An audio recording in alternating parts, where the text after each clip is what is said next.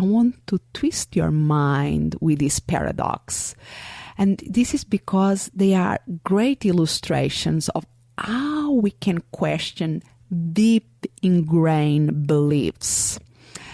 And in this case, what we are questioning is change itself. Unlock possibilities by changing your mindset. You will expand what's possible for you, for the ones around you, for the world. You're moving into a land of both blind spots and learning, of things and ideas. You just crossed over into the mindset zone. Join your guide, Anna Melikian, founder of Solo Biz Academy, the director of education for Book Yourself Solid, and a PhD in psychology.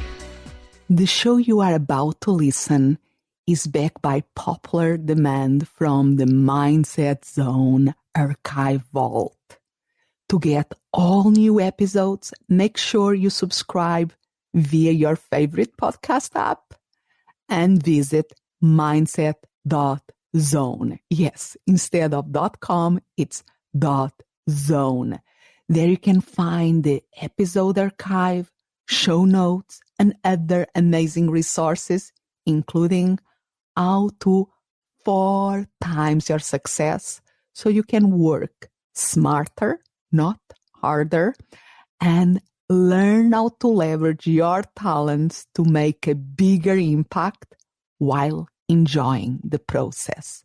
All at mindset.zone. Hi, Anna Melikian here. And this is going to be a different episode. To provide a mindset workout is my goal for every episode of my podcast. I really want to create a space where you come to exercise your mind. Just as when you go to the health club to keep yourself healthy or in shape. But today I'm going to take this a little bit to the extreme. So in the last episode 26, Do People Really Change? I went back in time 2400 years to ancient Greece to illustrate the point that the question, do people really change? It's not a new question. It's not something that people are wondering for a long time. And you can listen to that episode if you go to mindset.zone/26 or in your iTunes or Stitcher, just go to the episode 26. And there I went back to ancient Greece where I spoke about philosophers, some who argued that everything was in a process of constant changing, others that argued that nothing really changes. And I want to focus on this group today of the philosophers who argued that nothing really changed. Because their point is that everything we perceive as changes are merely an illusion of our senses. And it's something difficult to accept because it's counterintuitive. And it's really a paradox, a true paradox, because if we look to the origin of the word paradox, we learn that it's the conjunction of 2 Greek words, para, that means contrary to, and doxa, that can mean opinions or to appear. So a concept that is contrary to appearance is a paradox. So when we look around, we see things changing, we see movement, we see things transforming, but maybe they are not changing. This interpretation is a paradox because it's contrary to what it appears to be, to our perception. And yes, this when we put in question our perception, usually it causes confusion, and it's like we are doing, our brain is twisting a little to understand what is going on.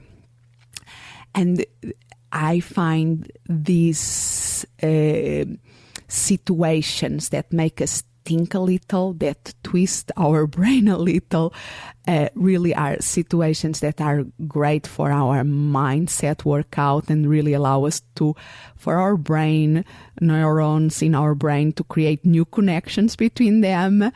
And yes, will cause confusion, but make us question if what we think is actually true. So I love sometimes to dig in philosophy because it's a great way of give us a great workout for our minds. So today, and I said that I'm going to a little bit to an extreme here, I want to describe some paradox that were created by Xeno, that was a student for Parmenides, one of the philosophers that I spoke in the last episode. And the reason why I want to do this is I want to twist your mind with this paradox. And this is because they are great illustrations of how we can question deep ingrained beliefs. And in this case, what we are questioning is change itself. And also make us question our own perceptions, including the perception that we see things changing in front of our eyes. So stay with me a moment here, okay? So back in ancient Greece, there was philosophers like Parmenides, like Xeno, that had to convince other philosophers to trust their reasoning more than their senses. And this was really their point. They believed that the truth was achieved or obtained through reasoning, not through our perception or senses. So Xeno devised several situations that question what we perceive as change using very strong logical arguments. And I'm going to speak about two paradoxes that focus on movement. So the first paradox, paradox 1. And you have to use here your imagination. So suppose that you want to go from point A to point B. In order to do this, you first have to get to the half point between A and B. Let's call it point C. Now, to go from point C to point B, you have to first get to the half point between C and B. Let's call it point D. So then from going from D to B, you have to get to the half point between D and B. Let's call it point E. Are you getting the point? And here the pun is intended. We will run out of letters of the alphabet, and there will still be an half point before we ever arrive to point B. So logically, by following this reasoning, it's impossible to really arrive to point B. And I know that you can walk from point A to point B, but logically, we can argue that what you are doing the impossible. I warn you that this was a brain twister. And I'm going to put in the show notes a video that explains this very well. And I'm going just to play, let's see if I can just play here a little bit. This paradox is called the Xeno Dichotomy paradox. So let me try to play it from a video that explains with a different language in a different angle this. And don't worry if you are confused, if what I explained was, what is she telling? Is that experience of confusion is the goal of this exercise, to make us think, how is this possible? And then afterwards, when you have a moment, you can go really and check the video, check the show notes and see, how is this possible? Because there is a really interesting logical behind it that make us whoa. So let me play here the video. One of the best known of Xeno's problems is called the Dichotomy paradox, which means the paradox of cutting in two in ancient Greek. It goes something like this. After a long day of sitting around thinking, Xeno decides to walk from his house to the park. The fresh air clears his mind and helps him think better. In order to get to the park, he first has to get halfway to the park. This portion of his journey takes some finite amount of time. once he gets to the halfway point, he needs to walk half the remaining distance. Again, this takes a finite amount of time. Once he gets there, he still needs to walk half the distance that's left, which takes another finite amount of time. This happens again and again and again. You can see that we can keep going like this forever, dividing whatever distance is left into smaller and smaller pieces, each of which takes some finite time to traverse. So, how long does it take Xeno to get to the park? Well, to find out, we need to add the times of each of the pieces of the journey. The problem is, there are infinitely many of these finite-sized pieces. So, shouldn't the total time be infinity? This argument, by the way, is completely general. It says that travelling from any location to any other location should take an infinite amount of time. In other words, it says that all motion is impossible. And this was the point that Xeno was trying to make to support the ideas of Parmenides that change didn't happen, movement didn't happen. And this video is very interesting because they explain afterwards how nowadays we can explain this paradox, or we can break the paradox. But it's really interesting, make us really think about, whoa, how is this possible? So I'm going to go to another paradox that is a little bit more known, and that follows the same logic. It's again about movement. Again, it was Xeno that proposed this paradox. And it's the idea that suppose that you are having a race between Achilles and the tortoise.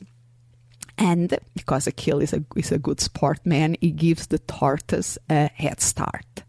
So by the time that Achilles reached the place from which the tortoise starts, the tortoise has already advanced to another point.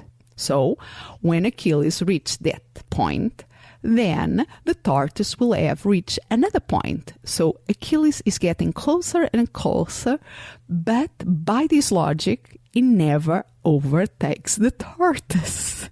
So I'm going to play another video that, again, I'm going to put in the show notes. If you go to mindset.zone/27, that is the name of this, the number of this episode, you will see these videos, and I'm just going to play a segment of the video here. And here we go. Achilles and the tortoise. How could a humble tortoise beat the legendary Greek hero Achilles in a race? The Greek philosopher Xeno liked a challenge and came up with this paradox. First, the tortoise is given a slight head start.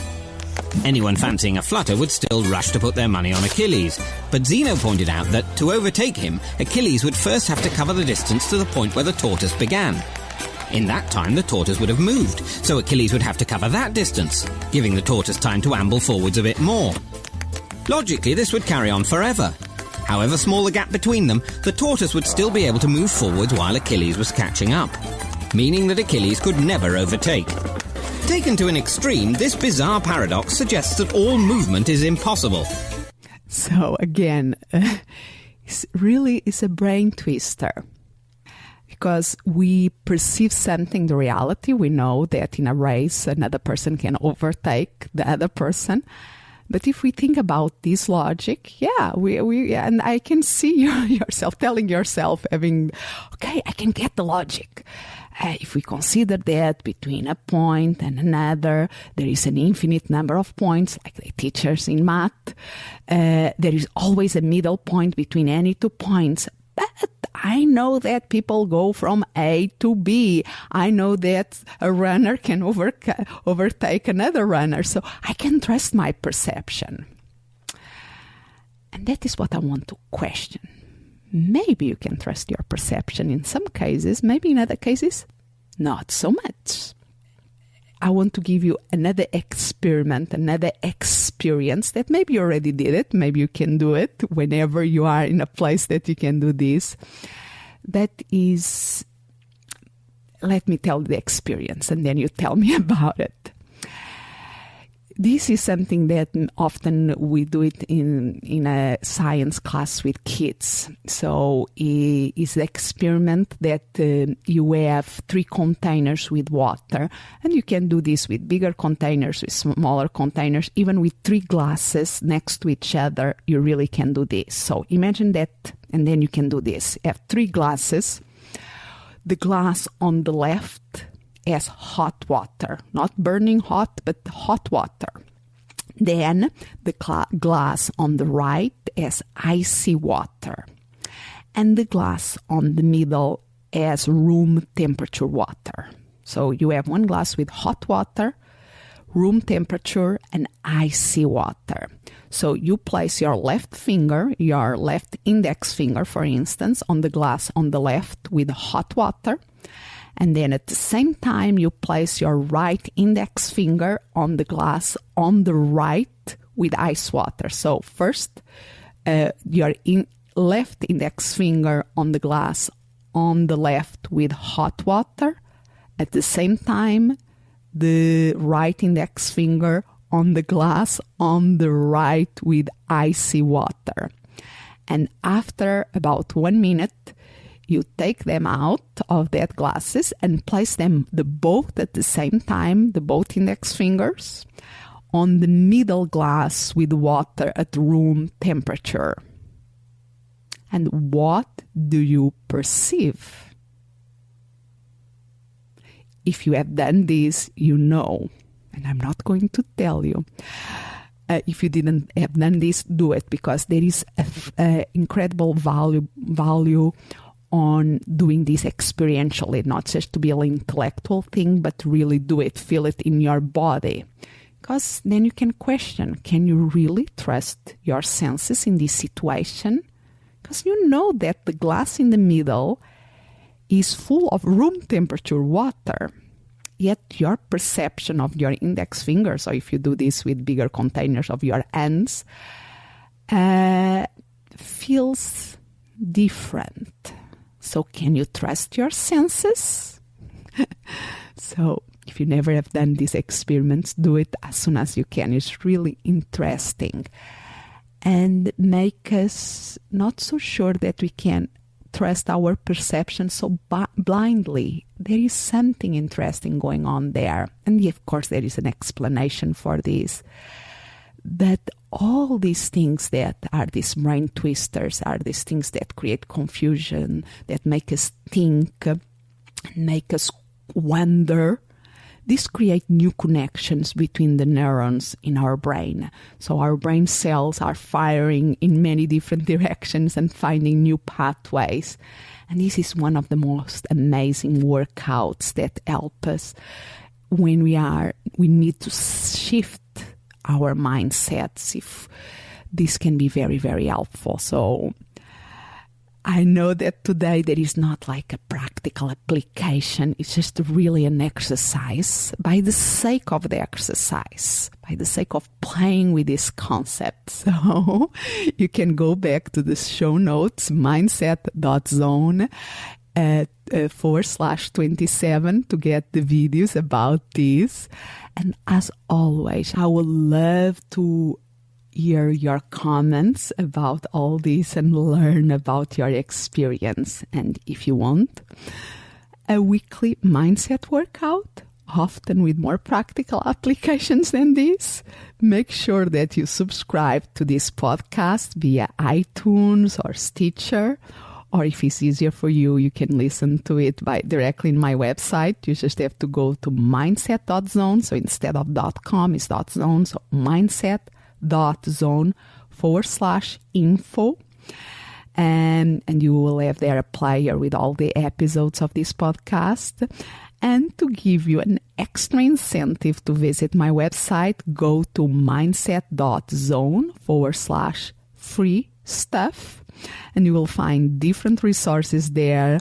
And you always can write me to Anna@mindset.zone, telling me what you love to see there in that free resources page and hear.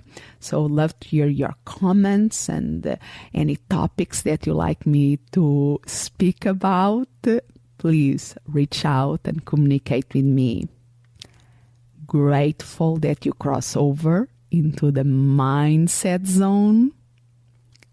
Expand what's possible for you, for the ones around you, for the world. Thank you for listening. And remember to visit mindset.zone. Yes, instead of .com is .zone.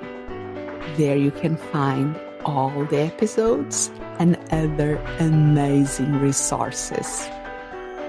As always, I'm so grateful that you have crossed over into the mindset zone. Expand what's possible for you, for the ones around you, for the world.